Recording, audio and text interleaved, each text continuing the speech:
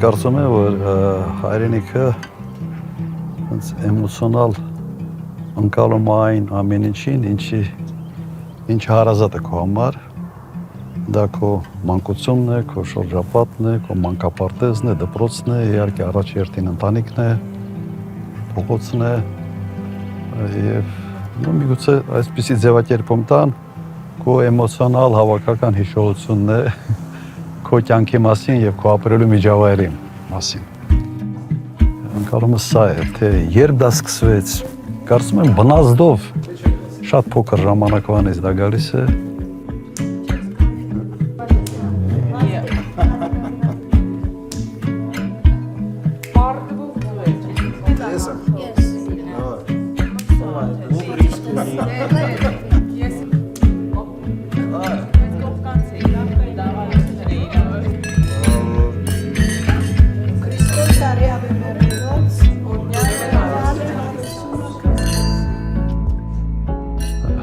Ընդհանրապես կա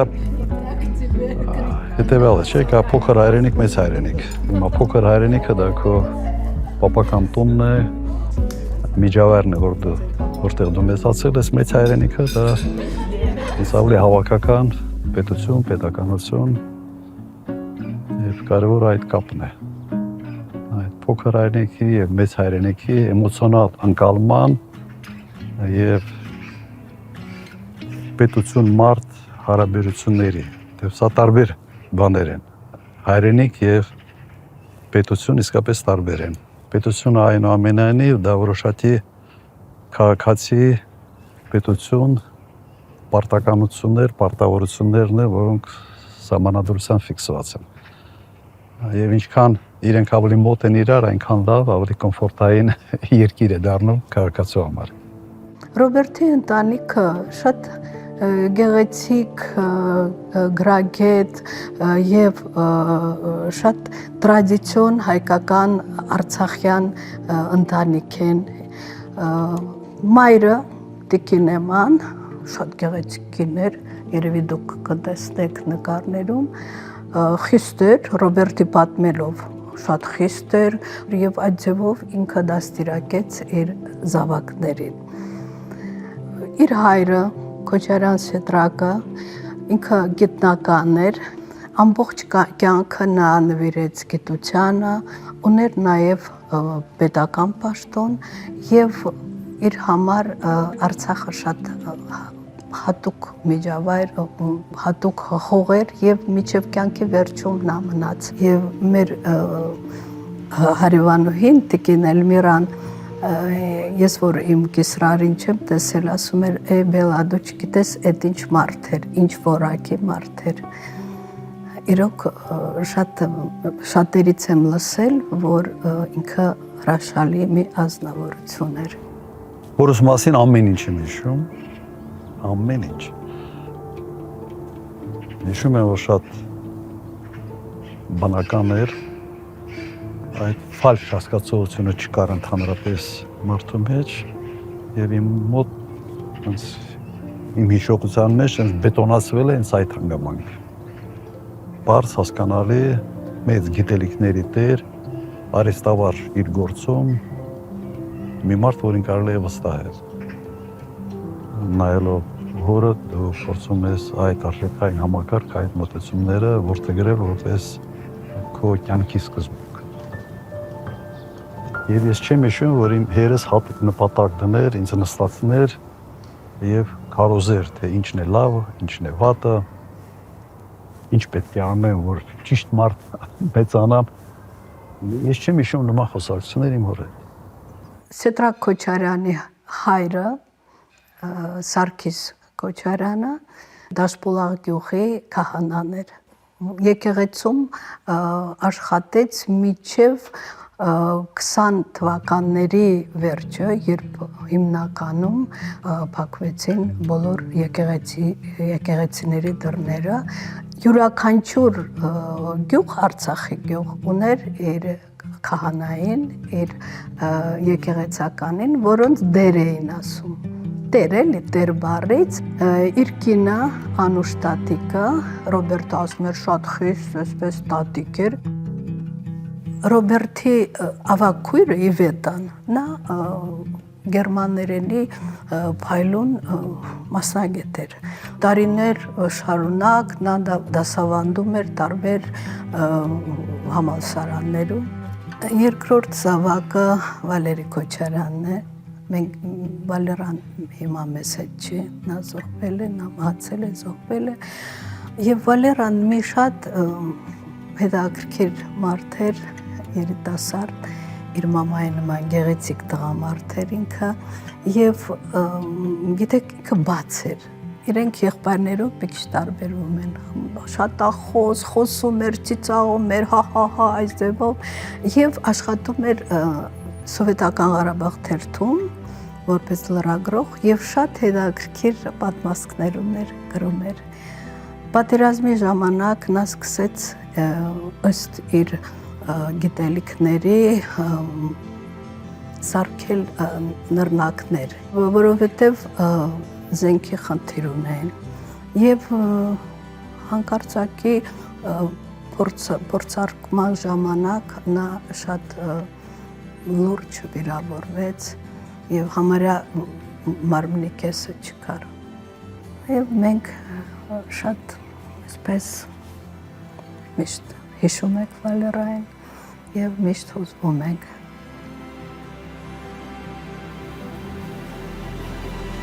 Ծնողներս մեզ շատ չէին սահմանափակում, ինչի համար ես շատ շնորհակալ եմ։ Այսինքն մենք ազատ էինք ժամանակ անցկացնել մեր ընկերների հետ, հաճախել տարբեր վայրեր ընկերների հետ, գնալ քաղաքից դուրս օրինակ ինչ-որ առիթների եւ այդ իմաստով կարելի ասել շատ չէր տարբերվում այդ դպրոցական կյանքը, հետո նաեւ ուսանողական կյանքը, բայց այնուամենայնիվ դա շատ մեծ պատասխանատվություն է, որ դու երկրի նախագահի զավակ ես եւ դու արդեն այդպես ես մեծանում։ Այսինքն մինչև հիմա այդ զգացողությունը կա իմ մեջ։ Երեխան շատ ավելի փոքր տարիքից բնազդով այդ ամեն ինչ տեսնում է։ Եվ ավելի շատ անում է այն, ինչ տեսնում է, ոչ թե այն, ինչ իրեն ասում են։ Եվ եթե հայրը անկեղծ չի, եթե ընտանիքում այդ անկեղծությունը չկա, եթե կեցվածքը մեկն է, խոսույթը ուրիշ է, երեխան շատ լավ է դա զգում։ Եվ ամենից լավ օրինակը ուղղակի սեփական օրինակն է։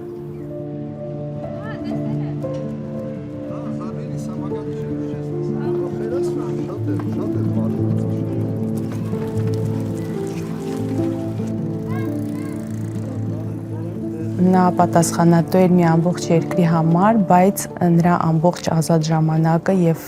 հանգիստը թե ամառային, թե ձմեռային ընտանիքի հետ էր։ Ես հիշում եմ, որ նա վերադառնում էր տուն, մենք ապրում էինք այդ կառավարական ամառանոցում, որտեղ կար լողավազան, անպայման մի կես ժամ լողում էր, հետո նրա ճաշն էր եւ լուրեր էր նայում ընթրիքի ժամանակ, հետո անպայման միասին զբոսնում էինք։ Եվ դա մեր ժամանակն էր իրար հետ խոսելու, երբ որ պատմում էի դասերիս մասին, ընկերների մասին, շնորհությունների մասին։ Ղարաբաղում հանգամանքները բերեցին նրան, որ ես պատասխանատվություն ստանձնեցի ուղղակի երկրի ճակատագրի համար, ընտանիքը ամբողջությամբ այնտեղ էր ապրում, երևի բացառությամբ 1-2 ամսվա, երբ Պելան վիրավորվել էր եւ միայն դա էր իրեն բացակայության բանը հանգամանքը եղել, բայց ամբողջությամբ այնտեղ են եւ տեսել են այն ամենը, ինչով ապրել է, ինչով անցել է մեր ժողովուրդը Ղարաբաղում։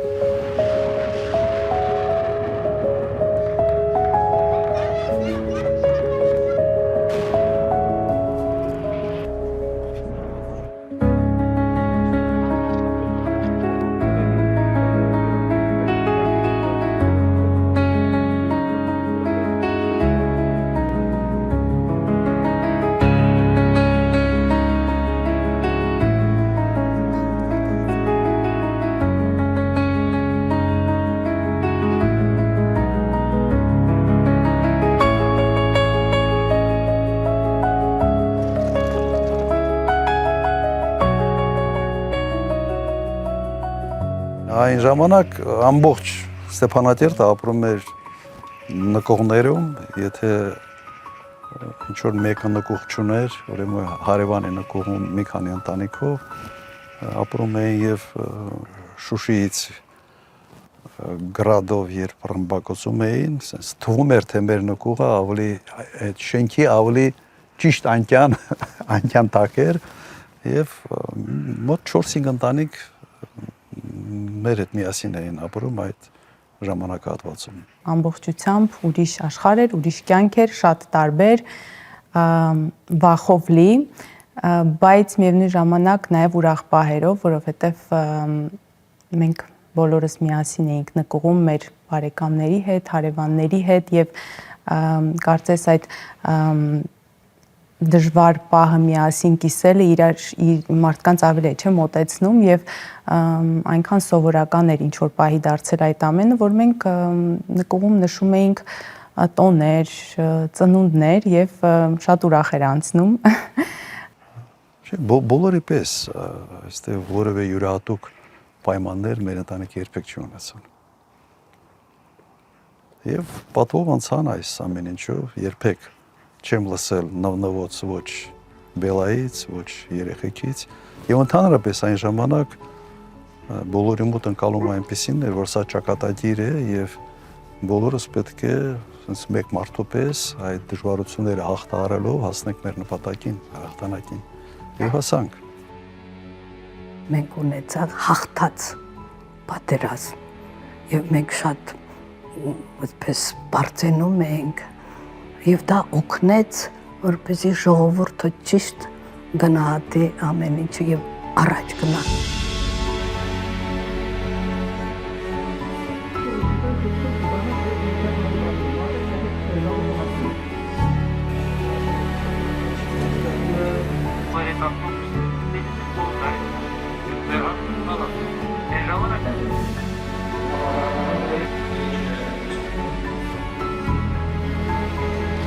Ստանձնելով Լեռնային Ղարաբաղի Հանրապետության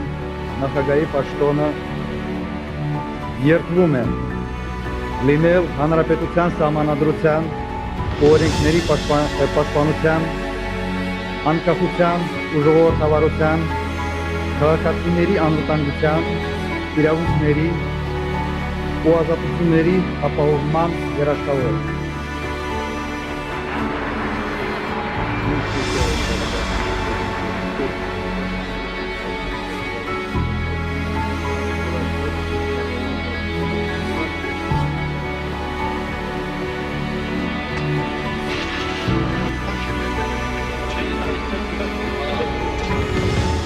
Այսօր ես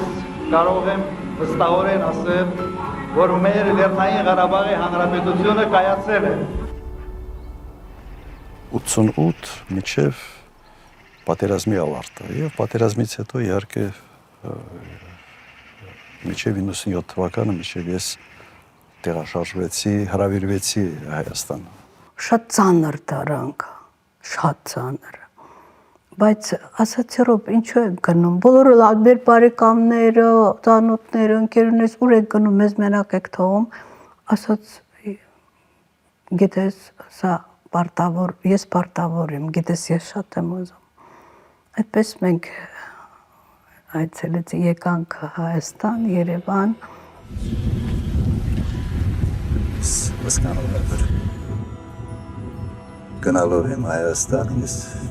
իմ պատասխանատվությունս մեր ժողովրդի առաջ կրկնապատկում եմ։ Եվ ես կանեմ ամեն ինչ, որ այդ պատասխանատվության տակից կարողանամ դուրս գամ։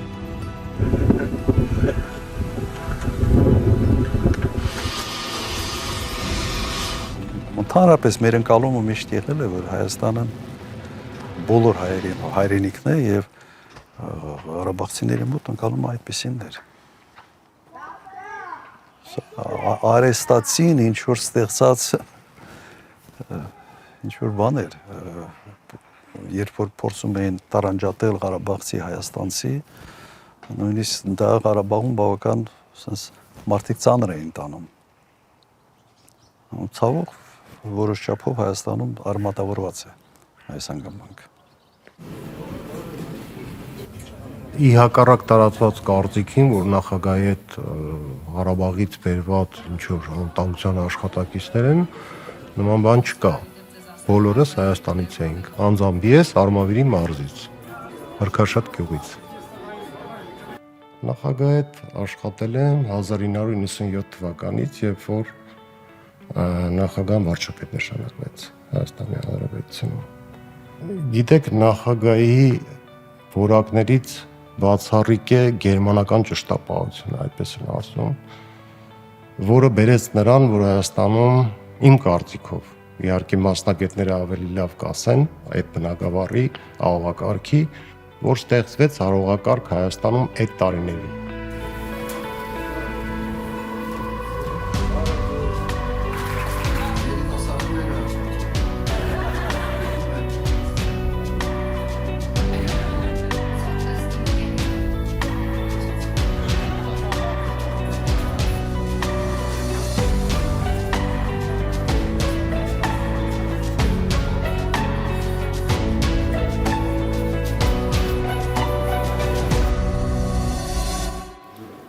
Ունիկալ դեպք է քաղաքագիտության պատմության մեջ, ընդհանրապես քաղաքականության, երբ գործող ղեկավարը իր ֆինիշի կետի ժամանակ ունենում է բացասական շատ ցածր ընկալում ու պաշտոնաթողությունից հետո այդ նասլոյկեքը, այդ ստի տենց հարկերով դասավորվող, որոնց, ինչ ասեմ, եթե ասեմ 99% սուտ էր, ես կստնեմ, որտեվ դրանից շատն էր սուտ։ Եթե սենց տարբեր լրատվամիջոցներով նպատակաուղղված քո դեմ աշխատում են, իսկ դու սենց մեկ անգամ հերքում ես, երկրորդ անգամ, երրորդ անգամ դինում ես դատարան, մի քանի դատական գործ հաղթել ենք զրպարտության հետ կապված, բայց դու տեսնում ես, որ մեկը նույնը շարունակվում է եւ հետո գալիս է մի պահ եւ ասում ես լավ ասել զահլա չունեմ, ինչ ուզում են գրեն։ Հիմնական մեծ ստերի հետ կապված, թե ներողություն են խնդրել, թե հերքել են, թե ինչ-որ փոխհատուցումներ են տվել, բայց քանի որ թե իշխանական, թե ընդդիմադիր թևից անընդհատ գալիս էր այդ պատոկը, երևի դրա հետ որևէ բան անհնար էր անել։ Կարող եմ նաև պատմել, թե ոնց եղավ, ինչի ես որոշեցի դա չանել։ Մեկ պաշտոնյա, որը իմ հետ բավական երկար աշխատել եւ լավ էր աշխատել, մի հարցով ինձ դիմեց, որ ես իրեն օգնեմ, եւ այդ հարցը կապված էր մի ընկերության հետ, որը վերնագրում էին ինձ, որի հետ ես կապ չունեմ։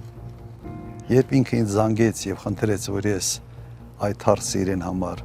լուծեմ, ասի, որ ես կապ չունեմ, բա ոնց, բա ընդհանրապես իրոք կապ չունեմ, ասի կապ չունեմ ընդհանրապես, հասկացա, որ անիմաստ է այդ երևույթի դեմ պայքարել։ Եթե այդ պաշտոնյան այնուամենայնիվ մտածում էր, որ կարող է պատահի դա ճիշտ է, խոսքը գնում է կոնկրետ քաջարանի զամոլեդնային կոմբինատի մասին, որի հետ որևէ կապ երբևէ չեմ ունեցել։ Բայց դրանից հետո ուղղակի սենց ասի լավ ասի անիմաստ է, եթե այդ մարդը հավատաց բամբասանքներին կամ նման զրպարտությանը, ապա ես ուղղակի իզուր ժամանակ եմ ծախսում արդարանալու ինչ-որ բաներ պրոսեսների վրա, դատական եւ այլ։ Սա է պատճառը։ Օրինակ ես հիմա էլ ինչ-որ լուրեր կան կամ ընկերներիցս թեկուզ ծանոթներիցս ինչ-որ բաներ եմ լսում, որոնք այնքան աբսուրդային են, որ ես դրանց չեմ հավատում։ Ու երևի նույն ձև մտածում ես, որ քո մասին, քո ընտանիքի մասին ինչ-որ տենց աբսուրդային բան է ասվում, մտածում ես լավ, ինչպես կարելի է դրան հավատալ ու մտածում ես ավելի լավ է ուշադրություն չդարձնել, այսպեսին էր մեր մոտեցումը, որը սակայն պարզվեց սխալ էր, պետք էր ամեն ինչ հերթով հերքել։ Հիմնականում դա արվում էր մեկ նպատակով, մարդիկ մտածում են, թե ես հաստատ վերադառնալու եմ եւ փորձել ամեն ինչ անել, որ նույնիսկ մտքովս չանցնի վերադարձ։ Բայց իրականում վերադառնալու որևէ ցանկություն չեմ ունեցել։ Եթե իրադարձությունները այսպիսինը չլինեին, երբեք մտքովս էլ չէր անցնի։ Ինչ եք անում, գալիս եք։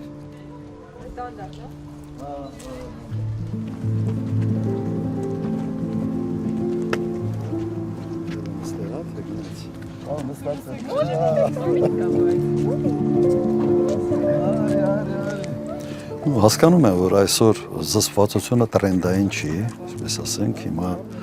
տրենդայինը շատ խոսալն է, տակից գլխից, ու ամենից մեծ տրենդը այսօր ստախոսությունն է, դա իմը չի։ Հիմա հույս ունեմ, ինչ որ չափով հույս ունեմ, որ մարդիկ հոգնել են ստախոսությունից եւ միգուցե այդ տրենդը փոխվի։ Ասենց տպավորությունը այնպեսին է, որ ստելը այլևս ամոթալի դրսևորում չի մարդու կողմից։ Սա ինձ համար ամենից շոկային ընկալումն էր։ Շատ երկար կարելի է խոսել, բայց ես մի բանի վրա կուզեի հատուկ կենտրոնանալ, ես նկատեցի, որ ինքը սուտ չի կարողանում խոսել։ Ուղղակի չի կարողանում սուտ խոսել։ Եվ ես ինչ-որ ինքս իմ մեջ դրա շուրջ որ մտածել եմ, դրա ասելով այդ հատկության շուրջ որ մտածել եմ, ես հասկացել եմ, երևի ինքը իր արժանապատվությունից ցածր է համարում սուտ խոսել։ Երբ ղեկավարը սկսում է ստել, ապա ստելը դառնում է տրենդային, որովհետև ղեկավարի կեցվածքը ինչ որտեղ բանա մոդայիկ է դառնում, չէ, ինչ որ մի երևույթ սարքում է տրենդային կամ ոչ տրենդային։ Սա դեգրադացիա է ենթարկում ամբողջ հասարակությունը եւ երկիրն է դեգրադացվում այդ պատճառով։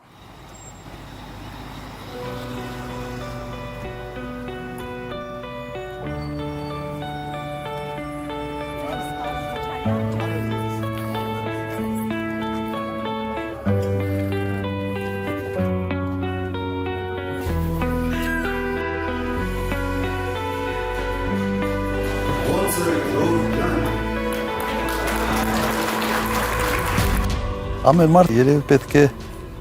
նայի իր կյանքում տեսած օրինակներին, օրինակ հիշի իր մանկությունը եւ հիշի, եթե դպրոցի տնօրենը խիստ էր, դպրոցում կարգ ու կանոն կար եւ այդ կարգ ու կանոնի շնորհիվ նաեւ ինքը ստացել է լավ կրթություն։ Ստեփանակերտում սենց ռուսերեն բառ էին ասում են մարոզա, սենց եթե ինչ որ մեկը խիստ է, բայց արդյունքը այդ խստությունը քո կյանքի վրա ինչպիսի ազդեցություն է ունեցել։ Ամենից վատ բանը սենց բարդակ ընկալող, բարդակ ընդունող առաջնորդն է։ Թվում է, թե ինքը լավ մարդ է, ասում են, ես լավ մարդ եմ, ես հետ նստած, երկու բաժակեր խմեց, ծիծաղեց, ինչ որ մի բան էլ ասաց, բայց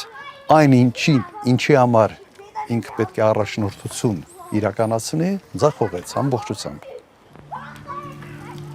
Խստությունը շատ կատեգորիկ է հնչում, այսինքն շատ չափի մեջ էր նրա խստությունը, այսինքն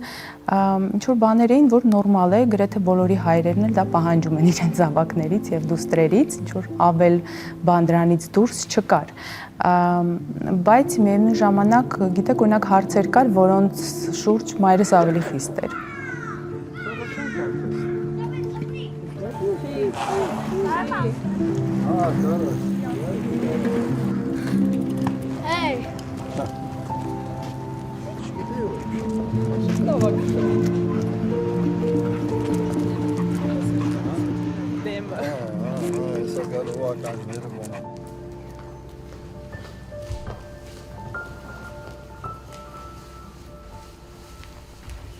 Պաշտոնավարումից հետո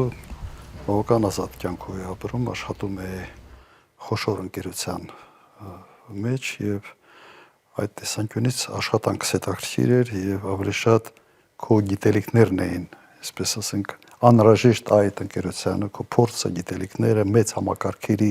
կառավարման փորձը հատկապես։ Պաշտոնաթողությունից հետո նախագահան եվրոպական շրջակայությունում ոչ մի անգամ անվտանգության աշխատակից չի ուղեկցել։ Նախորդ իր նաև ավիատրիչները եւ ավտովարձույթը on-line պատվիրել է ինքնուրույն, ինքն էլ վարել է Եվրոպայում, ամեն ինչը ինքն է կազմակերպել։ Հասկանում եմ, որ Հայաստանում որոշակի լարվածություն կա կուտակված եւ ինձ համար առաջի ազդակը եղավ, երբ գունդը գրավեցին 16 թվականներ, եթե չեմ սխալվում, ինչի համար եղավ ազդակ, որ կա ներքին լուրջ լարվածություն կուտակված, 3 ոստիկան զոհվեց, բայց մեծ հանրահավաք էր ի պաշտպանություն ըստ էության ահաբեկչության գործողության։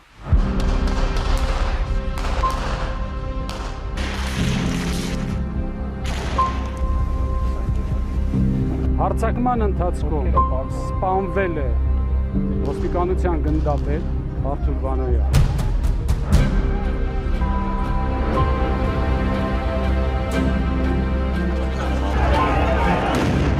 Սա ես այն ժամանակ նույնիսկ հարցազրույց տվեցի, ասացի, սա դեղին քարտ է իշխանությունների համար։ Եվ իմ տպավորությամբ ուղղակի այդ ազդակը չլսվեց։ Եվ հետո եղավ 18 թվականը անսպասելի էր երևույթը, բայց կրկնեմ կար այն զգացողությունը, որ կուտակված մեծ լարվածություն կա ներսում։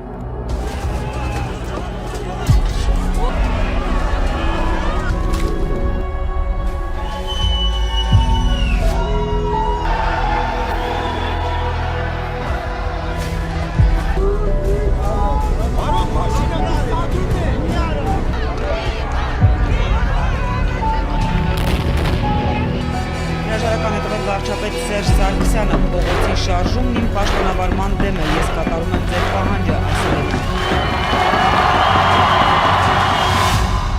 է։ Եվ այն ժամանակ ես բավական ակտիվ եւ ելույթներ ունեցա եւ մտահոգությունս հայտնեցի, քանի որ մի բան հասկանալի էր, որ իշխանության են եկել մարդիկ, որոնք չունեն փորձ, որոնք չունեն անցած ճանապարհ եւ որոնց sense այսպես ասեմ հեղափոխական տրամադրությունը չի կարող բերել կառուցողական արդյունավետության։ Ինձ վերադարձրեցին քաղաքականություն, սա այն դասական արտահայտությունն է, որ ասում է դու չես զբաղվում քաղաքականությամբ, քաղաքականությունը սկսում է զբաղվել քեզնով։ Այդ դասական այդ օրինակն էր։ Սեդրակ Քոչարյանի զանգ ստացա, առաջարկեց հանդիպել, հանդիպեցինք եւ նա ինձ առաջարկեց Արոն Քոչարյանի գործով զբաղվել։ Այդ ժամանակ, երբ Սեդրակ Քոչարյանի հետ հանդիպեցինք, նախագահ Քոչարյանը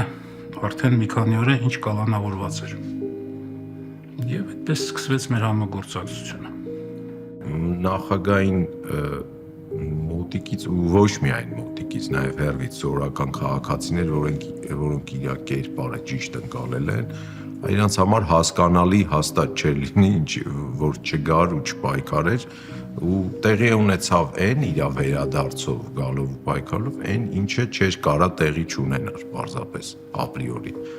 Մարդիկ արդեն հնարել էին մի բան, որը իրենց անհրաժեշտ էր այդ իրադարձությունների արյունը իրենց վրայից մաքրելու, այդ քաոս ստեղծելու արյունը մաքրելու, ու այդ մարդիկ իշխանության էին, то есть իրանք ամեն ինչ պետք է անեն։ Պետք է նշեմ, որ ընտանիքի ոչ մի անդամի մոտ չկար այդ միտքը, միգուցե ավելի լավ է թողնել եւ հեռանալ երկրից, հակառակը բոլորս միակարծիք էինք նրա շուրջ, որ պետք է մնալ, պայքարել եւ ապացուցել, որ մենք ճիշտ ենք եւ մեր ընտանիքի անունը եւ պատիվը բարձր պահել։ Այսինքն նման միտք հեռանալու երբեք չի եղել։ Բայց իհարկե հիմնական շարժառիթը այն վտանգն էր, որը կախվեց Արցախի գլխին։ Այն վիճակը չէր, որ նստենք մտածենք, թե ինչ անել։ Սա ռացիոնալ որոշում չէր, անկասկած, եւ դրա մասին ես հրապարակային նաեւ արդեն ասել եմ։ Սա ավելի շատ որոշում էր, որը դաստիարակությունից էր գալիս քո աշխարհայացքից, ընդհանրապես բնավորությունից։ Հեղափոխական ալիքը այնքան մեծ էր Հայաստանում, իսկապես մեծ էր եւ դժվար է դիմանալ այդպիսի ալիքին եւ բոլորից պահանջել այդ կարգի կամքի դրսևորում չեմ կարծում որ ճիշտ է։ Վիճակը շատ ավելի ուրիշ է, քան հիմա օրինակ, քան նույնիսկ 1 տարի առաջ, 2 տարի առաջ, իսկ 18 թվականին այդ ամեն ինչի դեմ ուղղակի կաղնել բացահայտ բաց sense ամբողջ բույով եւ ասել որ պայքարելու եմ ձեր դեմ դժվար որոշում էր։ Այսօր դες կանչել են հատուկ հնչական ծառայություն։ երևի առաջինն ենք, որ պետք է տեղեկանանք, թե ինչ զրույց եղավ, ինչի համար են դες կանչել եւ ինչ կարգավիճակով են կանչել։ Կանչել են հենց վկայի կարգավիճակով, բայց հենց առաջին նախադասությունը քննիչի հետևյալն էր, որ այդ կարգավիճակը փոխում են եւ մեղադրանք են առաջադրում։ Այդ օրը այստեղ նախագահան վերադարձից հետո հարցազրույց տվեց, հայտնի հարցազրույցը, հետո արդեն ու շատ ուշեր ու այդ հրավերը եկավ, որ պետք է գնային փաստաբանների հետ ու նախագահան այստեղից գնաց։ Գիտեք, որ պրոյեկցիա եմ անում այս ին վրա կամ սովորական ուրիշ մարդկանց վրա, երևի մի հատ գնաց տուն ու որդիներն էին ստեղ։ Պարզեր որ գնում էին դատարան, նախագահին կալանավորել էին վստահ։ Գիտեք, այդ պահը նախագահան ինքը մեզ ոնց որ ինքը մեզ ուշ տար, որ սա պայքար է, մենք ճիշտ ենք, մենք հաղթելու ենք։ Ու դա հենց այդ գիշերն էր, այդ գիշերային նիստը, որ հետո պարզվեց, որ իրար զանգում են հեռախոսով, դատավորներին զանգում են, գործը ջուր էր, բայց ուզեք չուզեք կալանքը տալու են։ Անգեր ջան։ Դատավորը որ պետք է կալանքը տա։ Հա։ Դրան ասել եմ դուխով բամիաթիները պրոստը նայեն պարոն Վանեցյան ցանկին զեկուցեմ էսանը մենանում։ Ասինայի պետք է։ Ասինայի հիմքերը կզանգես, բայց կալանքը ուզես չուզես պետք է տաս։ Իսկ Քոչարյանի հետ կապված ինչ կա նորություն կա։ Քոչարյանի հետ կապված դատարանում հələ լսում են հեսա կտան բանը։ Քոչարյանը կլինի։ Դատարանը կալանքի որոշում է կայացրել, ավել բան էս պահին չեմ կարող ասել։ Այն մեղադրանքները, որոնք առաջադրվում են նախագահ Քոչարյանին, անիմն են, որևէ կասկած չունենք, որ նախագահ Քոչարյանը արտարացվելու է եւ հասարակությունը հասկանալու է, թե ինչպես են իրեն տարիներ շարունակ խաբել, հրամցնելով կեղծ փաստեր եւ կեղծ տեղեկություններ, ինչպես պարոն Օրբելյանը ասեց, նաեւ խաղալով ժողովրդի հուզական այսպես տրամադրությունների վրա։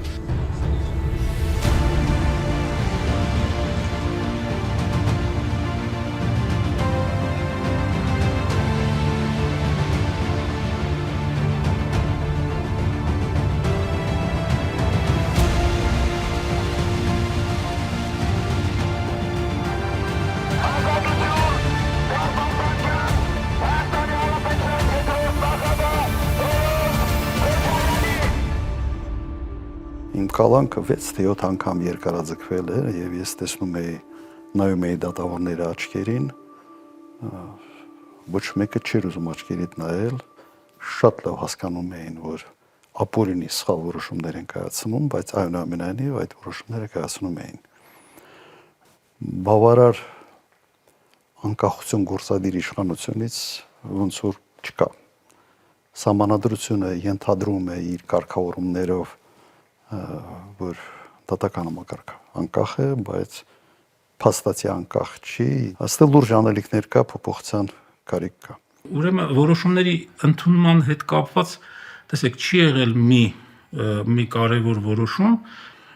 որի ընդունումից առաջ մանրամասը քննարկումներ պարոն Քոչարյանի հետ չլինեին։ Բայց ինքը ոչ թե իր կարծիքը թելադրում էր, ու նույնիսկ ես ձեզ ասեմ, ոչ էլ բացահայտում էր իր կարծիքը, այլ ինքը մանրակրկիտ հարցեր էր տալիս ամեն դետալի հետ կապված։ Եվ լինում էր, երբ որ մենք համաձայն չէինք լինում իր տեսակետի հետ, այսինքն պարոն Քոչարյանի հարցերից, նրա մեկնաբանություններից ես հասկանում էի, որ օրինակ ինքը այն կարծիքի չի, ինչ որ ես եմ։ Եվ երբ որ արդեն վերջնական որոշումը կայացնելու պահները լինում, ինքը ասում էր վարվի այնպես, ինչպես որ դու ես գտնում։ Այդ գիտեք, այդ կրկնակի պատասխանատվությունը դնում փաստաբանի վրա։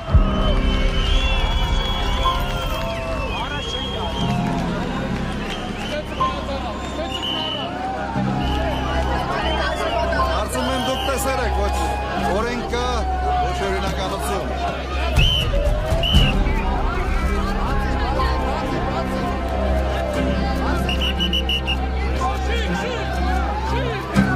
Ռեժիմը այդ քրեակատարողականում շատ խիստ է, որևէ շփում, որևէ ինչ որ հանցավոր աշխարհի հետ եւ այլ,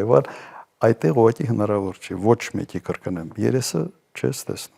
Մենակ էի շատ փոքր խուցում 7.5 քառակուսի մետր էր մոտարապես մարզվելու տեղ չկար բայց ոչի այդ փոքր տարածքի մեջ sense յոգայի էլեմենտներն էր որ հնարավորություն են տալիս որոշ բաներ sense push-up բան նման կարգի վարժություններ որը 1 ժամ քայլելու տեղ կար հանդեղ սկսում ես հետո խուցում շարունակում ես քանի որ ուրիշ զբաղմունք չկա կամ գիրք պիտի կարդաս կամ պիտի մարզվես այդ երկուսի համադրությունը մեկից օգնում ես մյուսն ես անում մյուսից օգնում ես մյուսն ես անում արանքում փաստաբանների հետ ես հանդիպում այդքանը ամեն օր փաստաբաններից որևիցե մեկը նախագահի հետ հանդիպում էր քրեակատարողական հիմնարկում առաջին հերթին հենց գործի շահերից ելնելով ոչ թե ինչ-որ բարոյական աջակցության տեսակետից, որովհետև ինչքան հասցրել եմ տարի ու կես ինքը կալանքի տակ է գտնվել, բարոյական աջակցության կարիք ինքը չուներ։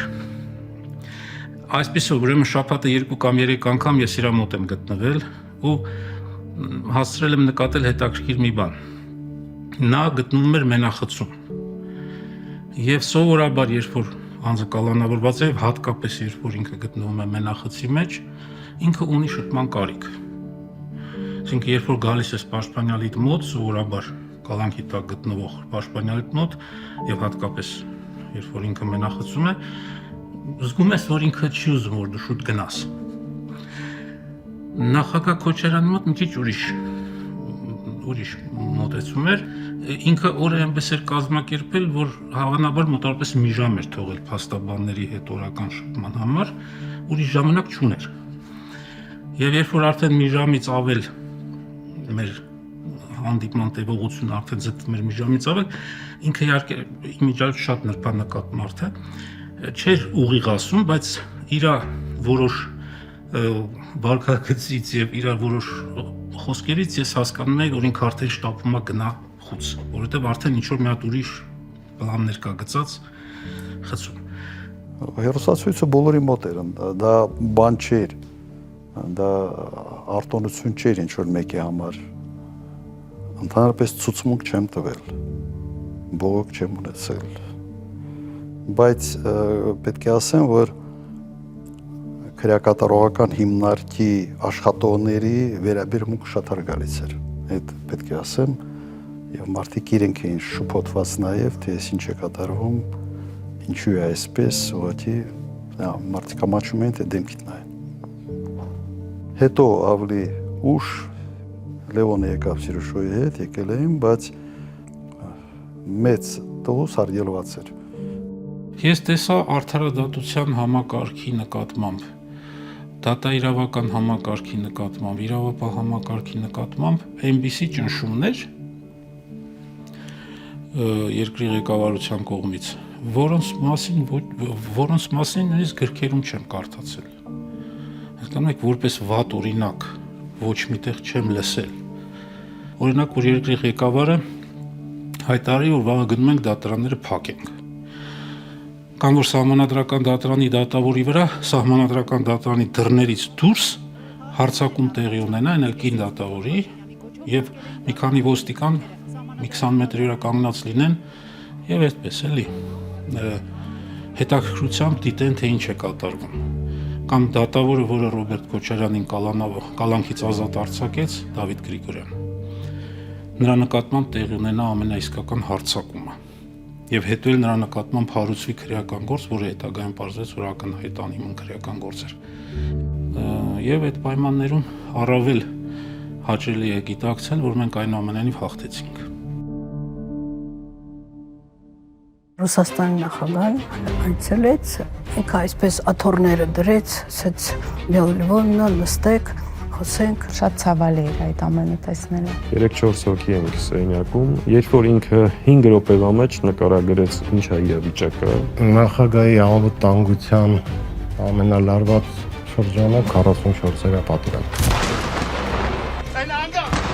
Այդ պատերազմում մենք չպետք է պարտվեինք։ Պարտվելու պատերազմ չէր։ Եվ այդ չոր, ռացիոնալ տրամադրությունը փոխանցել մեզ։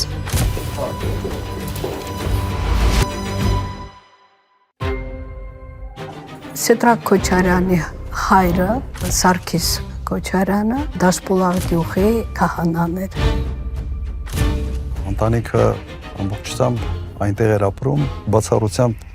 1-2 ամսվա, երբ Բելան վիրավորվել էր։ Ինքը ինձ զանգեց եւ խնդրեց, որ ես այդ հարցը իրեն համար լուծեմ։ Ինձ համար առաջի ազդակը եղավ, երբ գունդը գրավեցին։ Հրաժարական է տվել վարչապետ Սերժ Սարգսյանը։ Այդ ժամանակ, երբ Սեդրակ Քոչարյանի հետ հանդիպեցինք, նախագահ Քոչարյանն արդեն մի քանի օր է ինչ կալանավորված էր։ Դա հենց այդ գիշերն էր, այդ գիշերային նիստը, որ հետո պարզվեց, որ իրար զանգում են հեռախոսով։ Իսկ Քոչարյանի հետ կապված ինչ կանոնություն կա։ Քոչարյանը կլինի։ Մենակ էի, շատ փոքր խոցում, 7.5 քառակուսի մետր էր։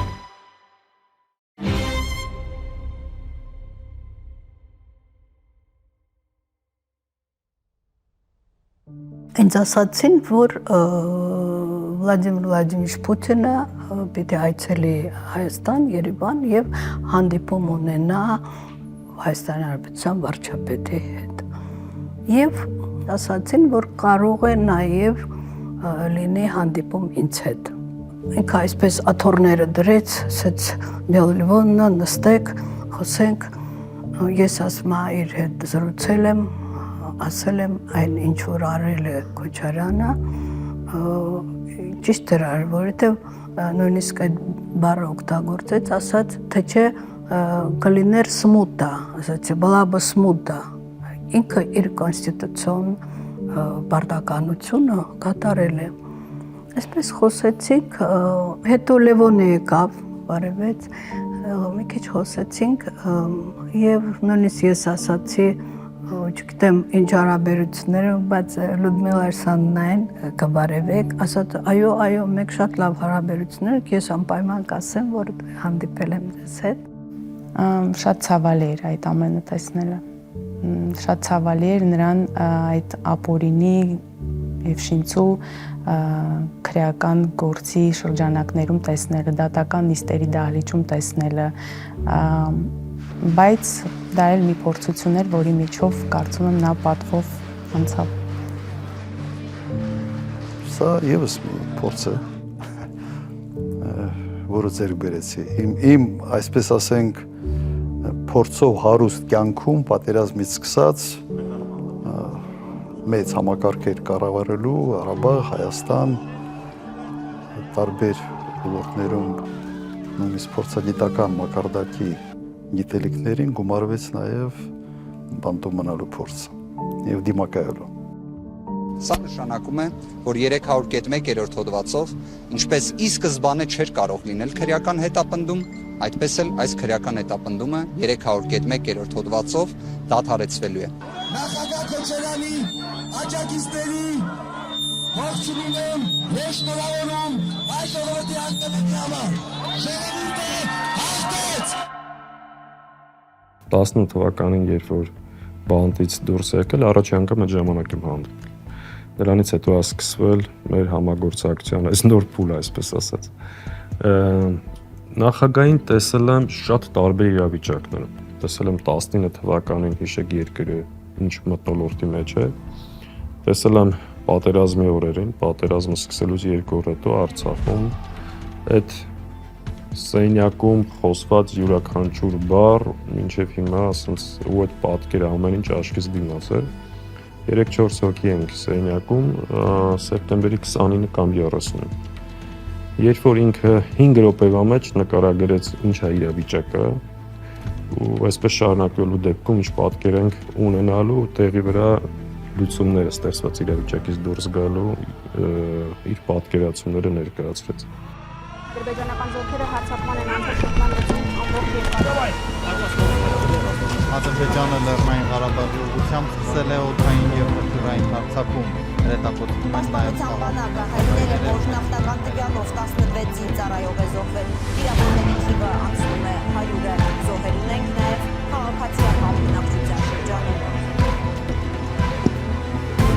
Արավներ, իրավոր, եկեք ստեղ ավտոցստեղ։ Քաղաքավետան շենքում հրետակոծություն եղավ։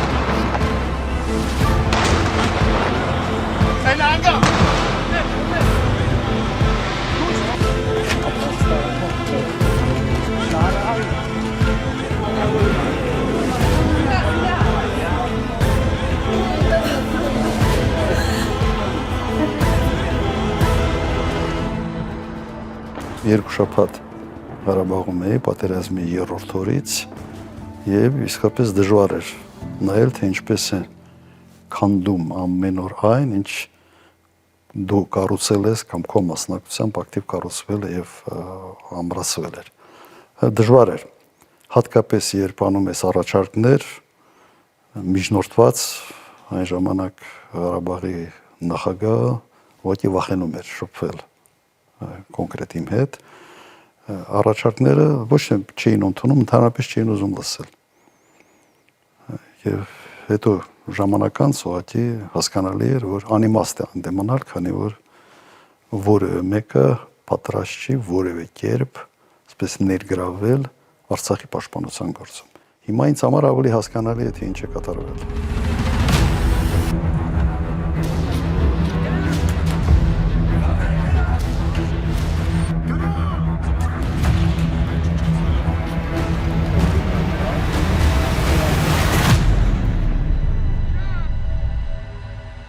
Նախագահի անվտանգության ամենալարված շրջանը կարծում եմ 44-րդ պատերազմը։ Արցախում էինք այդ ժամանակ, որովհետև արդեն երբ որ Ստեփանակերտն էր գնդակոծվում, այդ ժամանակ շատ բարձր էր տանկը։ Երևի Արցախի կորուստն էր, որ նրան էմոցիոնալ էր դարձրել, միգուցե այդ օրերին էի ավելի էմոցիոնալ նրան տեսնում, այն որ իր ընկերները, Արցախի նախկին նախագահները այժմ ադրբեջանական բանտում են, կարծում եմ դա էլ որոշակի էմոցիոնալ պահ է իր համար, բայց ընդհանրապես նա էմոցիոնալ է, բայց դու չես տեսնում նրա էմոցիաները։ Ես տեսել եմ այդ ապրումները պատերազմի օրը։ Իր այդ էմոցիաները թաքցնելը, ցույց չտալը ամենաբարդ իրավիճակում ու նաև այն երջանկության պահին շատ դժվար է հասկանալ։ Այս իմաստով ինքը շատ զուսպ է, այս իր չճանաչողները կարող է չհասկանամ։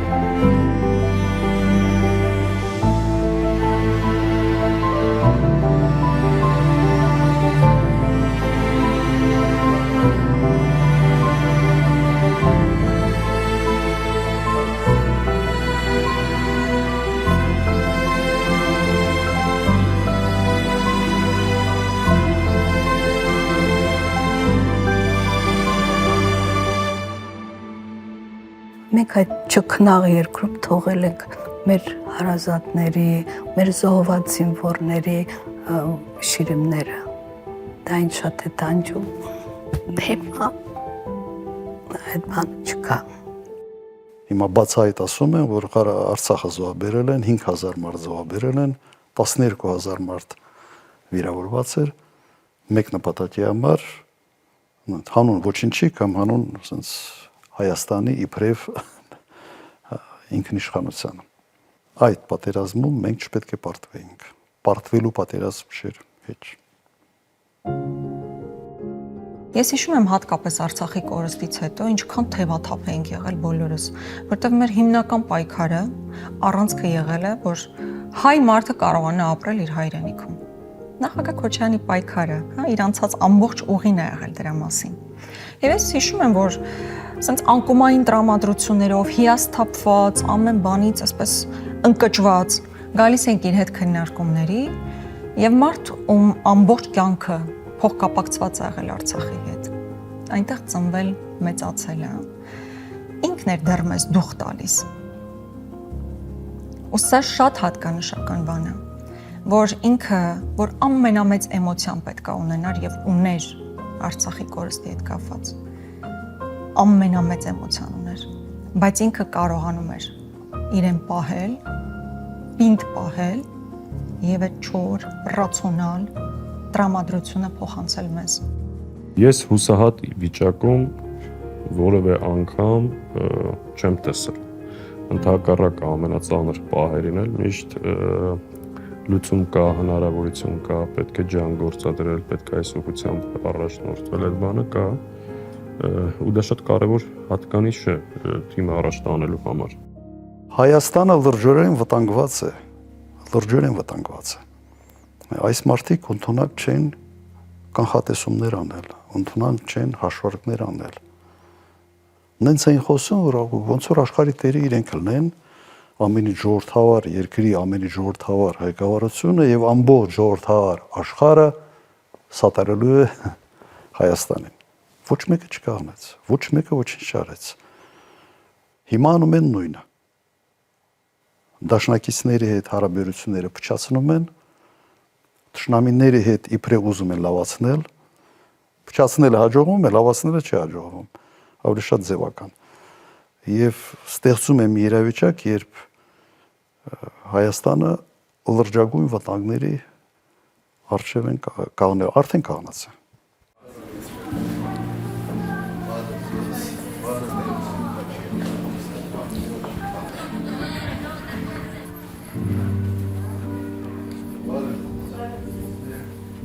Շատ անմիջական, շատ բաց բոլոր հնարավոր քննարկումների համար։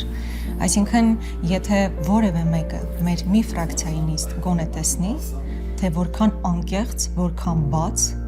մենք բոլոր հարցերը քննարկում ենք, որքան սուր կարող են հնչել մեր դիտարկումները։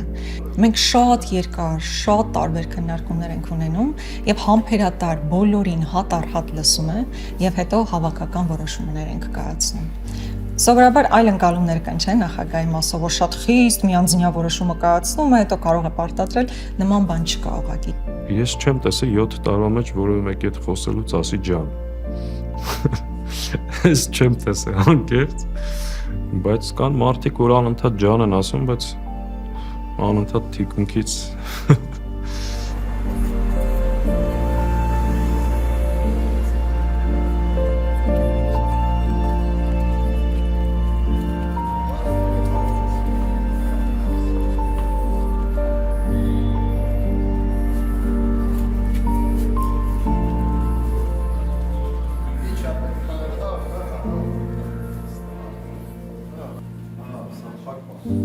նուրբ հումոր, ինտելեկտուալ հումոր ունեցող մարդ է։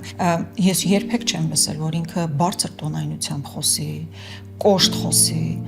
հա, շատ ավելի ձիգ, շատ ավելի ճիշտ բառապաշարում, բայց ոչ երբեք բարձր տոների մեջ։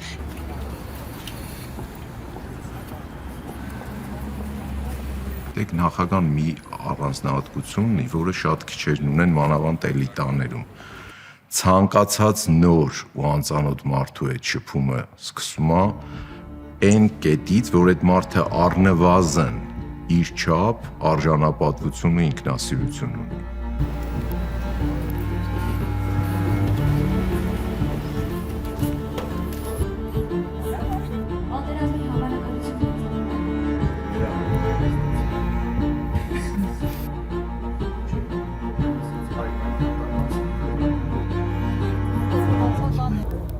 Բացառիկ կարգապահ ու ճշտապահ ազնվորություն է։ Ասենք այս տարիների ընթացքում, չգիտեմ, քանի 100 անգամ հանդիպած կլինենք, չի եղել մի դեպք, որ 1 րոպե հանդիպումից ուշանա կամ 1 րոպե սպասեցնի, այսինքն այդ ճշտապահությունը եւ կարգապահությունը նաեւ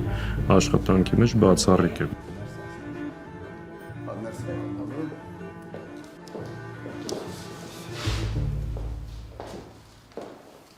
Where you want to sit here or? If you want to sit, take Yes, it. please. Yeah. Yes, please. I don't know how can it be. So I don't know how the interview will go on. It's better in Armenian just for one reason. It's very sensitive time.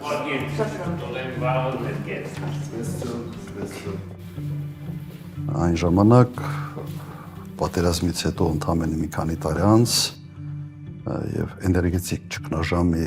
ուղղակի ավերվածությունից հետո վիճակը պրոբլեմային էր։ Ես ուղղակի կհիշեցնեմ, որ ընդամենը Երևանում կար 3 լուսավորված փողոց եւ բենզինը ծախում էին հենց մեքենաներից կանիստրներով էին մարդիկ առնում տանում։ Ընդամենը 2 թե 3 բենզալցկավորման կայան կար։ Գրեթե 0-ից պետք էր ամեն ինչ վերականգնել։ Ա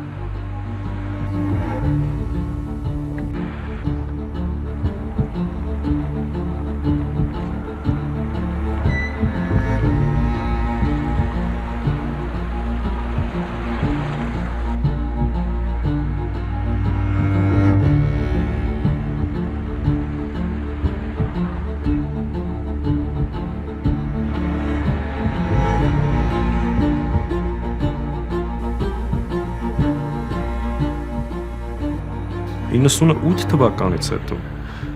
երկրի ճգնաժամի մեջ էր։ Այդ տարիների համագործակցությունը եղել է երկրի ճգնաժամից դուրս բերելու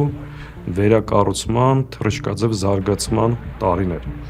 Դաշնակցությունը իր համայնքական կառույցով, իր ամբողջ հնարավորություններով, իր ռեսուրսներով ներգրավել է պետության կառուցման եւ զարգացման գործին եւ այստեղ նաեւ նախագահի հանգամանք հետ փոխադարձ վստահության հարգանքի եւ գաղափարական հենքի վրա համագործակցությունը տվել է իր արդյունքը։ Ես հիշում եմ Սևան գնացի եւ ամբողջ ճանապարհին երևի 10-15 մեքենա պատահածներ թե ոչ։ Այդ վիճակներ։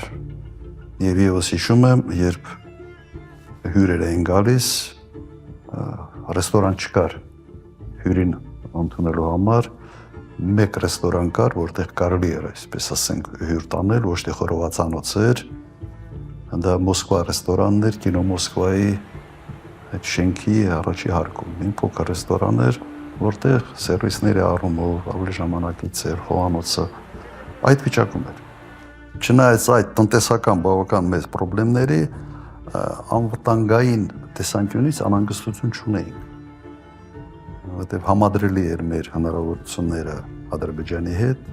բանակը մարտոնակ էր եւ մեր ռազմաքաղաքական դաշնակցային հարաբերությունները ամուր էին։ Արդյունաբերությունը իսկապես կաղնած էր, գործարանների մի մասը թալանված էին, բայց թալանված բառը միգուցե ճիշտ չի տվյալ պարագայում օգտագործել, կար էներգետիկ ճգնաժամ եւ այդ ժամանակ գնաց նաեւ վաուչերային սեփականաշնորհում։ Ինքը վաուչերային սեփականաշնորհումը արդար մոտեցում էր ըստ էության իր բովանդակության մեջ դրած իրականությունը վերի ուրիշ դառավ, որտեվ վաուչերները արժե զրկվեցին եւ ըստ էության այդ գործարանները դառան գործարանների տնօրինների սեփականություն։ Եվ այդ դեպրեսիվ վիճակում մի շարք բազմաթիվ գործարաններից հաստոցներ ուղղակի վաճառվեցին, հանեցին եւ գործարանը ըստ էության դադարեց գոյություն ունենալ, մնաց տարածքներ ինչ որ։ Այն ժամանակ ուղղակի մոտեցումս հետեւյալն էր, որ փորձել արագ վերականգնել այն ոլորտները, որտեղ փոքր ներդրումներով կարելի է արդյունք ստանալ։ Բավական արագ կողմնորոշվեցինք եւ իհարկե առաջի հերթին դա ոսկերչություն գործարանները հնարավոր էր աշխատացնել, ադամանդագործություն, փոքր ինվեստիցիաներով, բազմաթիվ աշխատատեղեր, հազարավոր, տասնյակ հազարավոր աշխատատեղեր, այն ժամանակ գորգագործություն, որը կարելի էր գյուղերում ուղղակի վերականգնել այդ նաեւ մշակույթը եւ եւս բազմաթիվ տասնյակ հազարավոր աշխատատեղ։ Ասեմ, այդ ամենը զարգացնելու համար մենք բավական լուրջ հարկային արտոնություններ ենք սահմանել օրենսդրությամբ եւ ոսկերչության, ադամանդագործության, գորգագործության ոլորտներում։ Արձագանք շատ արագ էր։ Ուղղակի 2-3 տարում տասնյակ հազարավոր աշխատատեղեր ստեղծում։ Զուգահեռ փորձում ենք վերականգնել այն արդյունաբերական գործարանները, որոնք դեռ այդ պոտենցիալը ունեին։ փորձեցինք նաև քիմիայի վրա մեծ ուշադրություն դարձնել, որովհետև Հայաստանի տնտեսության մեջ քիմիան մեծ տեսակարար կշիռ էր ուղղակի զբաղեցնում։ Նայրիտ այն ժամանակ աշխատեցրինք, փորձեցինք Վանաձորի Քիմպրոմի մի մասը եւ ամենից հետաքրքիրը, որ դրա հետ զուգահեռ հենց ձեռնարկությունները սկսում են աշխատել, դրա հետ զուգահեռ սերվիսներն են սկսում զարգանալ։ Մարդկանց ձեռը մի քիչ փող են գնում եւ մարդ արդեն ուզում է տնից դուրս ինչ-որ մի տեղ ճաշել, ռեստորան գնալ, ռեստորանները սկսեցին զարգանալ, ռեստորանային բիզնեսը Հայաստանում։ Եվ այսպես շարունակ, խանութներ եւ այլն։ Եթե մարդկանց ձեռում փող չկա, աշխատանք չկա, խանութում համար բացեն։ Այն ժամանակ կենտրոնում Աբոյան փողոցի վրա մի 2-3 խանութ կար, փոքր խանութներ, բուտիկներ կային, այսպես փողատերերի համար։ Մնացածը ասենց ярմարկային առևտուրերը ավելի շատ։ Սա նաև զարգ տվեց շինարարությանը։ Իսկ շինարարությունը ինքը մեծ մուլտիպլիկատոր ունի։ Շինարարությունը նշանակում է, որ շինարարության սպասարկող մի շարք ոլորտներ եւս մոտ են կանգնում։ Բայց սկսել ենք այդ պարզ բանաձևից փոքր ներդրումային ծավալով մեծ քանակի աշխատատեղեր։ Այսպիսի արտահայտություն կա յակրնի ինվեստոր։ Հիմա մի քանի sense անուն, ճանաչված անուն, որոնք կհուշեին ընդհանրապես ներդրողներին, որ սա ներդրումային առումով լավ միջավայր է, Հայաստանը վստահելի է, եւ օրինակ կոնյակի գործարանը այդ քայլերից մեկն էր։ Օրինակ հենց կոնյակի գործարանի սեփականաշնորհում Պերնոդի կարին ուղղակի կապված է իմ հարաբերությունների հետ Ժակ Շիրակի Ֆրանսիայի նախագահի հետ։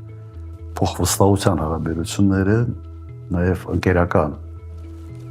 հարաբերությունները դու քեզ թույլ ես տալիս նման հարցերով դիմել, որ կարող են իրենք այո խրախուսել օրինակ այս կամ այն մեծ ընկերությանը ներդրում անել Հայաստանում։ Այո, ես այդպիսի հարցերով դիմում էի եւ սովորաբար արձագանքը դրական էր։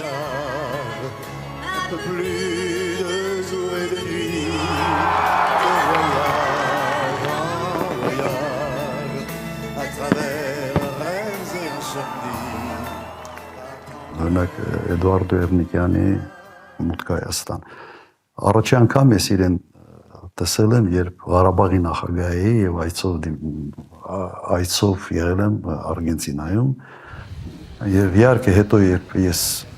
ընտրվեցի Հայաստանի նախագահ, այդ կապը եղավ, ինքը արդեն օդանավակայանների բիզնեսում էր եւ այո մենք նաեւ դիմեցինք, առաջարկեցինք, որ այստեղ օդանավակայանը պետք է ամբողջությամբ ուղղակի վերափոխվի, հակառակ դեպքում մենք տուրիստական հոսքեր չենք ունենալու եւ մենք այլ ավիաընկերություններ, քան հայկական ավիաուղիներ չենք ունենալու։ Ինքը ոչ թե անթարաշեց, ինքն էլ ոգևորվեց եւ բան արեց, համաձայնվեց։ Եվ հետաքրքիր պատմություն կա նաեւ իր հետ կապված ինքնաթիռով, երբ հենց իմ հետ չէր Օսկանյան Վարդանը հետներ, իր ինքնաթիռով երբ թռնում էին թռիչքուղու վրա, խայտարակ որակի էր, նենց էր թափ տալիս այդ ինքնաթիռը, Էրնիկյանը կատակեց, ասեց, ես զարմանում եմ ձեզ ոնց է Եվրոխորհուրդ ընդունել sense թռիչքուղու, էլի։ Սա մեր մոտ sense մեմի պես մնաց պաշտոնական շրջանակներում։ Կառուցեց փայլուն օդանավակայան, որի շնորհիվ նաև հենց ինքը սկսել է, որի շնորհիվ բավականաչափ օտարերկրյա հայտնի ավիաընկերություններ նաև սկսել են մուտք գործել մեր շուկա։ Որոշեցինք օտարայանը վերածել միջազգային մագարտակի կապի կենտրոնին, որ անկասկած այսօր լավագույնն է այս շրջանի մեջ։ Կտրելով խորհրդանշական ժապավենները սկիզբ Ես կոչ արել այն ժամանակ, որ ամեն մի սփյուռքահայ պետք է, եթե այդ հնարավորություն ունի, պետք է բնակարան կամ տուն ունենա Հայաստանում։ Եվ շատ մարդիկ արձագանքել են։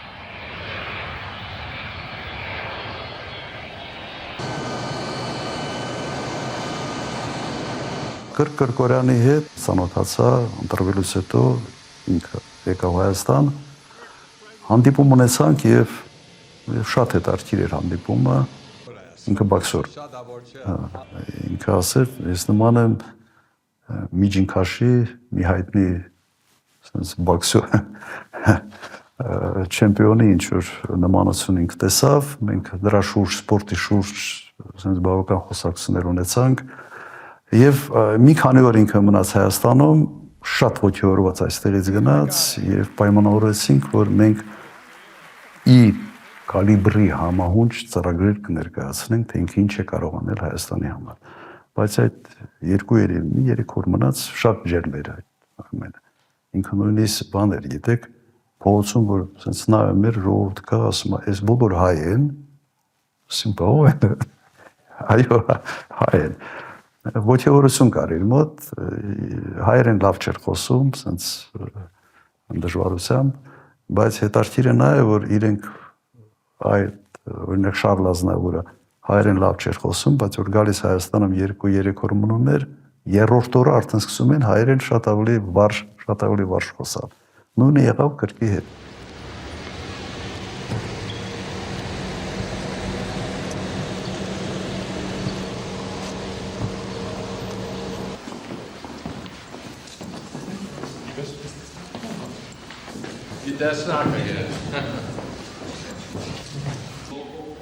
Հետո այդ հարաբերությունները հսկայական մի ծրագրի բան դառան։ Լիսի հիմնադրամով մոտ 230 միլիոն դոլարի մի քիչ էլ ավել ծրագրեր Հայաստանում աղետի գոտի, մշակութային օջախների վերականգնում, օպերա, ֆիլհարմոնիկ, թատրոններ, ճանապարհաշինարարություն, Երևան քաղաք, ամեն քայլափոխին կարելի է տեսնել, թե ինչ է արել Լիսի հիմնադրամը Հայաստանում։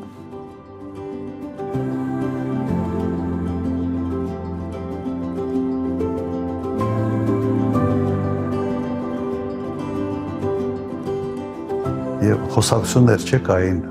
քննադատողները, որ հա Լիսի հիմնադրամը թավանեցին, մենք այդ փողը չենք տեսել։ Իմ պայմանն է եղել Գրգորյանի հետ, որ մենք այդ փողը չպիտի տեսնենք։ Ուղղակի իրենք այստեղ ծիգեր ստեղծված ծրագրի իրականացման եւ այդ գումարը ստանում էր, բյուջե չէր մոտ։ Ուղիղ այդ գումարը ստանում էր Լիսի հիմնադրամից։ Իրենց ներկայացուցիչները նայում էին, թե որակն են ընդունում, կատարողականն են ընդունում, կանխավճարից հետո ամբողջական վճարումը իրականացնում են այդ ակտերը ամբողջությամբ իրենք։ Լինզի հիմնադրամի ես փոխնախագահն էի Գրգորյանի որոշումով, առաջարկով եւ պատասխանատու էի այդ 100 միլիոնը հետո եղավ 242 միլիոն դոլար եւ ասեմ, որ աշխատանքը շատ բարեհաճով անցավ։ Պարոն Գրգորյանը Հայաստան եկավ երկրորդ անգամ եւ տեսավ այդ բոլոր աշխատանքները եւ վրա դարձավ ինձ ասեց, որ շատ հոյակապ աշխատանք է ստարել։ Այդ գումարը Հայաստանի պետական բյուջե չի մտել եւ կրկնեմ, սա իմ պահանջն էր եւ իմ խնդրանքն էր, որ այդպես աշխատենք, որ ավելի պակաս խոսակցություններից զերծվենք։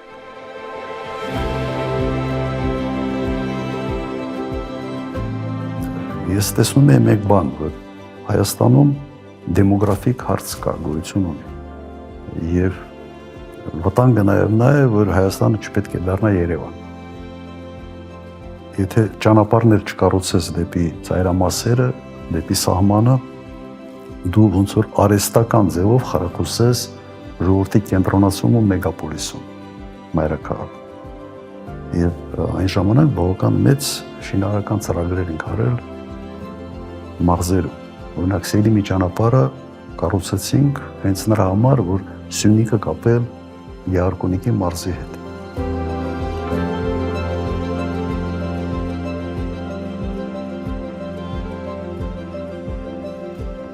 Կարծում եմ Հայաստանը անկախանալուց հետո միակ ճանապարհն է, որը 0-ից կառուցվել է։ Դրանից հետո ուղղակի ասֆալտի քերում են, ինչ որ վրայով նոր ասֆալտ անում, երևի փող աշխատելու ամենից թեթև ձևն է։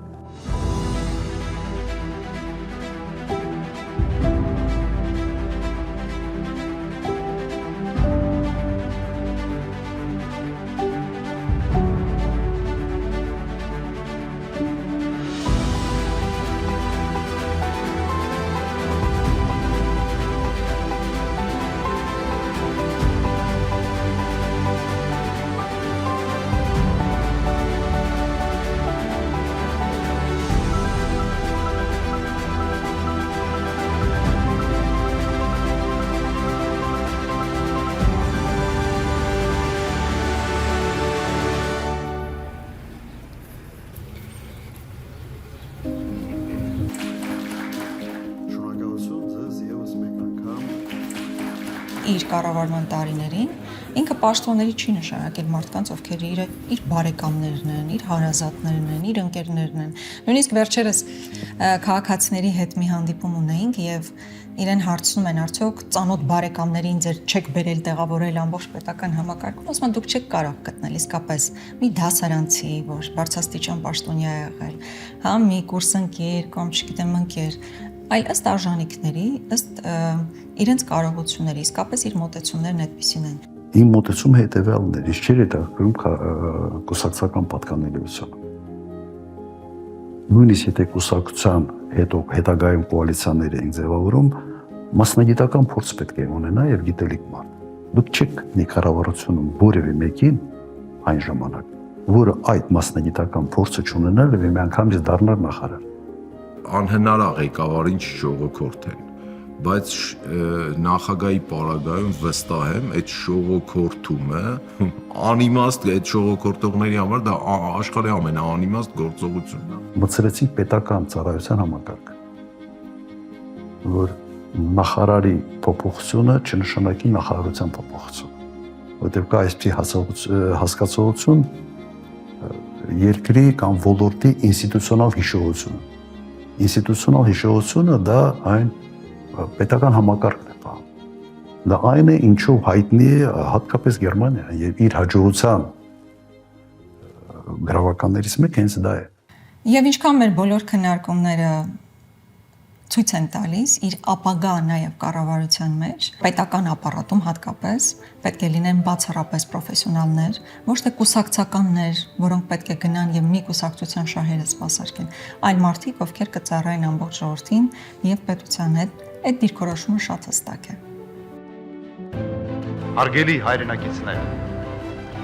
այսպիսի թանկ հոբելանը ոգևորիչ է եւ պարտավորեցնող։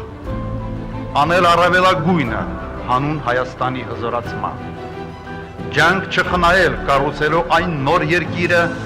որի քաղաքացին լինելը հպարտություն կներշնչի մեր ժողովրդի բազմաթիվ սերունդների։ Եվս մեկ անգամ շնորհավորում եմ անկախության 15-րդ տարելիցի կապակցությամբ։ Փառք Հայաստանի Հանրապետությանը, փառք Հայաստանի զինված ուժերին, հուրրա!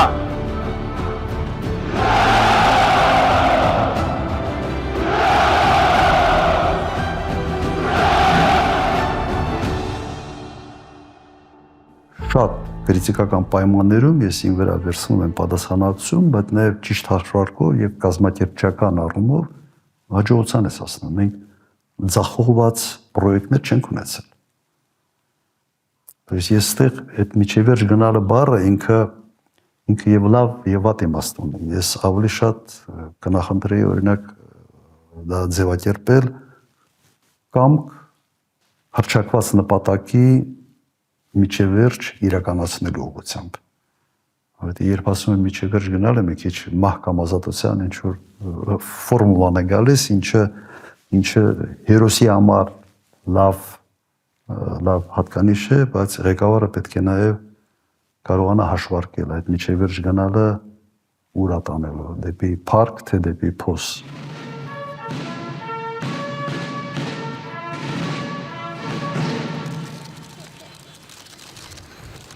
Շիրակի հետ ես դեռ վարչապետ էի առաջ անգամ որ հանդիպեցի, հրավիրել էր ինձ համոզելու համար, որ ես համաձայնում եմ այն տարբերակին, որը այն ժամանակ իմ ու Լևոն Տեր-Պետրոսյանի միջև կոնֆլիկտ է առաջացրել։ Մենք բաժանվեցինք ինքը արդեն համոզված լինելով, որ իմ առաջարկը ավելի ճիշտ է, այսպես է։ Հիմա դա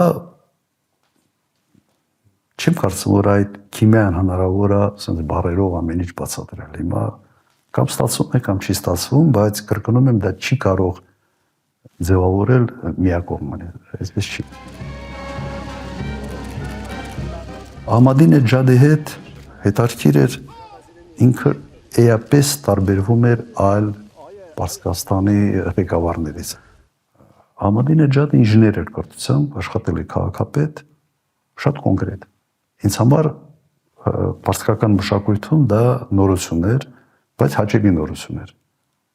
Ինչ պայմանավորում էինք, շատ կոնկրետ անում էինք։ Մի տեղ մի բան ուշանում էր,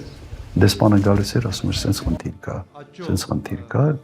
ես շատ գոհ եմ այդ հարաբերություններից։ Ես որևէ ճնշում Միացյալ Նահանգների կողմից Հայաստանի վրա չեմ ունեցել, ավելի շատ ճնշումը գիտեք ինչ է եղել, իրենք անընդհատ հուշում էին, որ Իրանի հետ մեր հարաբերությունները իրենց սրտով չի։ Պրոբլեմ էր, օրինակ, երբ որ մենք Ահմադինեջադի հետ պետք է գազամուխը բացեինք Հայաստանի տարածքում, Մեղրիում մենք միասին այդ բանը ֆակելը բանը վառեցինք, մինչ այդ ուղղակի հատուկ դիմել են արտգործնախարարին, որ լավ չի, պետք չի գնալ, փորձում էին հորդորել, որ ես չգնամ, չմասնակցեմ այդ արարողությանը։ Իհարկե մերժեցի։ Այդ կարգի ազդելու փորձեր այո եղել են։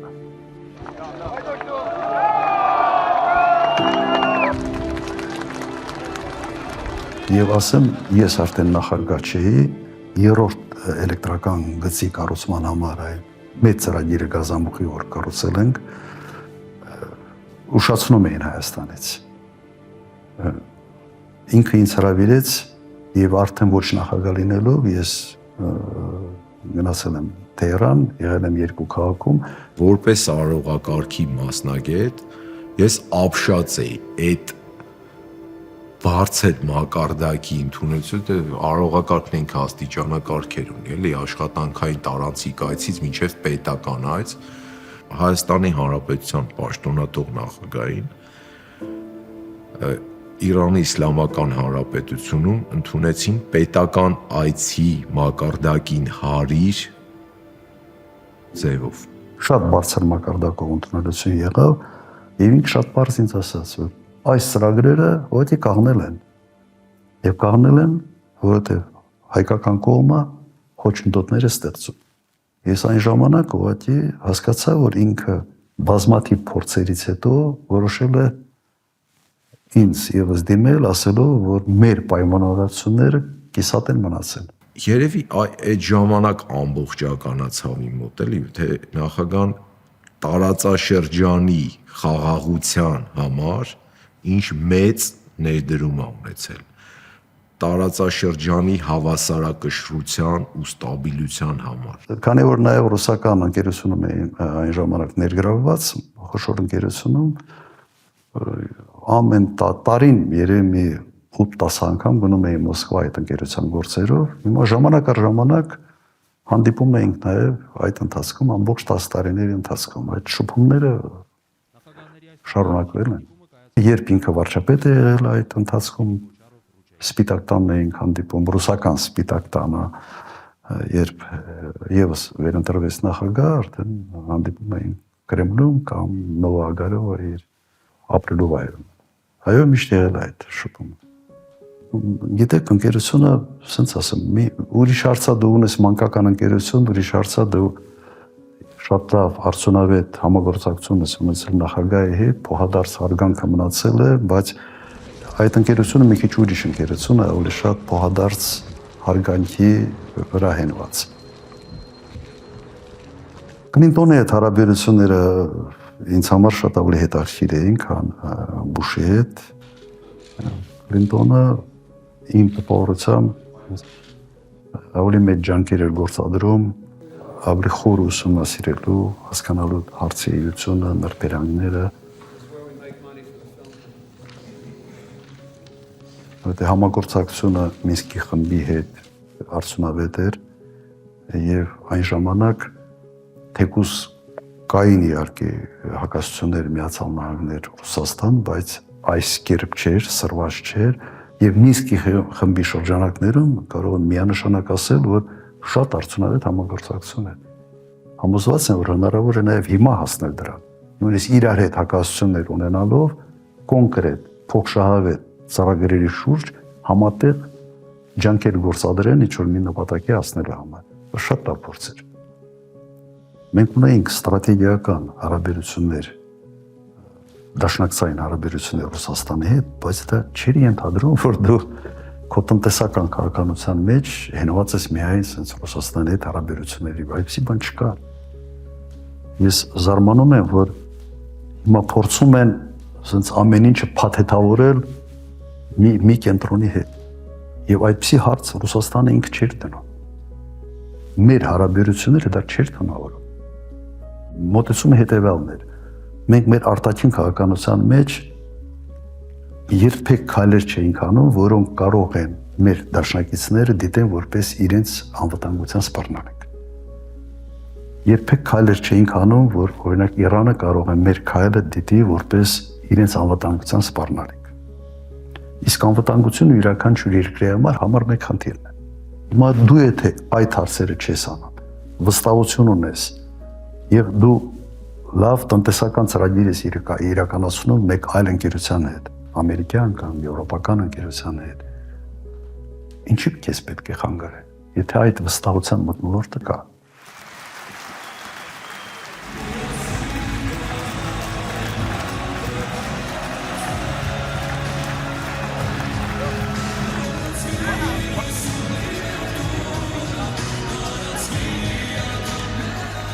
Հայաստանը սփյուռքով եւ Հայաստանը առանց սփյուռքի։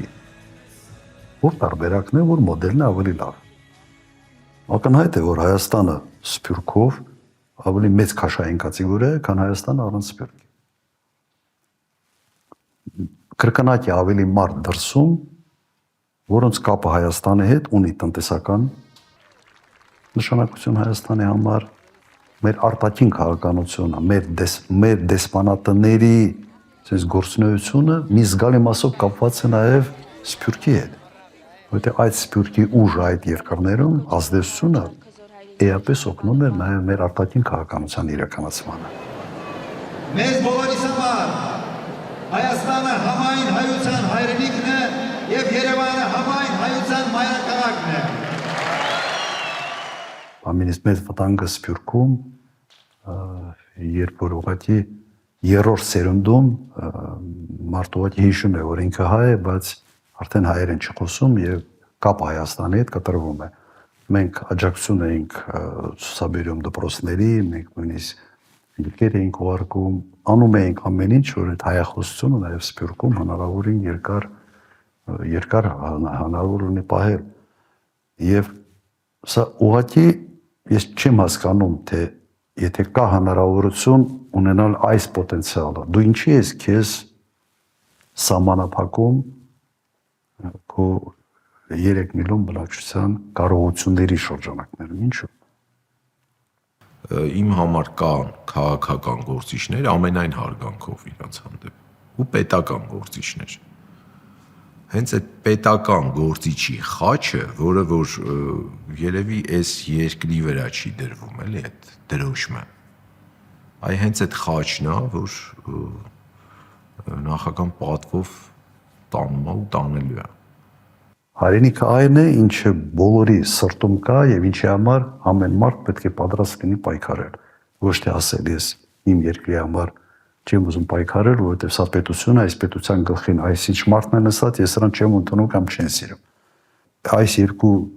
ձևակերպումները ինչքան իրար մոտ լինեն, այնքան լավ։ Բայց դրա համար պետք է պետություն լինի, որը գոնե ինքնության հետ չի պայքարում։ Ավելի դժվար է լինելու ինքնության հետ պայքարի հետքերը վերացնել։ Որտեղ իմ տպավորությամբ սա այն է, ինչ որոշակի ժամանակ ուզենալու է, որտեղ դպրոցներում սկսում են հայ ժողովրդի պատմությունը այլ կերպ դասավանդել, երբ սկսում են եկեղեցու դեմ պայքարը, եկեղեցու վարքաբեկելու պայքարը, սա որոշակի հետք բնակչության մի մասի մոտ թողելու է եւ այստեղ ասենց որոշումներով չես կարող փոխել։ Դու ուղղակի պետք է այդ քաղաքականությունը փոխես եւ փոխված քաղաքականությունը ժամանակի մեջ պետք է իր էֆեկտը տա։ Բայց պետք է սա անել։ Հակառակ դեպքում մենք անդեմ անհասկանալի երկիր ենք դառնալու։ Երկիր, որտեղ այդքան էլ կարևոր չէ թե ով է ապրում։ Միշտ քո ներկան հիմնված է անցյալի վրա, քո հայացքը պետք է ուղղված լինի ապագայի վրա։ Այլ կերպ պետությունները ուղղակի չեն կառուցում։ Չպետք է ղեկավար լինի մարդ, որը ինքնատիրապետում չունի։ Առաջի դեպքի ինքնատիրապետումը սա համար 1 պահանջներից է։ Համար 1 պահանջներից։ Կանխատեսելիություն։ Այն ինչ այսօր չկա։ Եվ քաոսի վերացում է։ Ես իմ կյանքից հանում եմ այս 8 տարիները եւ առաջ Աստված, որ այս 8-ով մենք վերջացնենք, չի կարելի, շատ տևեց, չի կարելի այսպես, ազգենք չէ վերջապես, հույսահատված են, անդադ իրար հարցրեն, բայց ինչ կլինի, ոնց կլինի, պետք չէ հույսահատվել, պետք է ուրեմն ուղղակի միանալ։ Չեմ կարծում, որ կան լավ եւ վատ ժողովուրդներ։ Կան լավ եւ վատ առաջնորդներ, լավ կամ վատ քաղաքական միավորներ։ Մեր ժողովուրդը կենցաղում հեչ միամիտ ժողովուրդ չի։ Տեսնում եմ, որ նաեւ հայերը որտեղ հայտնվում են, ճանապարհներ են գտնում իրենց հարցերը լուծել։ Սա նշանակում է, որ կենցաղային մակարդակում մենք հեչ միամիտ ժողովուրդ չենք, բավական ճարպիկ ժողովուրդ ենք։ Բայց քաղաքական առումով չափազանց միայն։ Ես չեմ պատկերացնում որևէ այլ տեղ, այլ ժողովրդին, որին կարելի է այսպես խաբել, ոնց որ հիմա են խաբում մեր ժողովուրդը։ Արտաքին թշնամուն ավելացավ ներքին թշնամին ավելի վտանգավոր է, որտեղ նա ներսից է քայքայում ամեն ինչը եւ այսօր նրանք հասել են արմատներին, իսկ այդ արմատներն են, որոնք մեզ սնում են, որ մենք մնանք հայ, մեր հայկական հողի վրա եւ դրա համար ես նորից կրկնում եմ, որ պայքարը շարունակվում է։ Մի ոլորտ չի մնացել, որտեղ վերանորոգելու կարիք չկա։ Իրականում ամեն ինչից, բայց ես չեմ կասկածում, որ 5-6 ամսում մարդիկ տարբերությունը տեսնելու են։ Նաև մթնոլորտի տարբերությունն են նկատելու։ Ոչինչ չեմ կասկածում։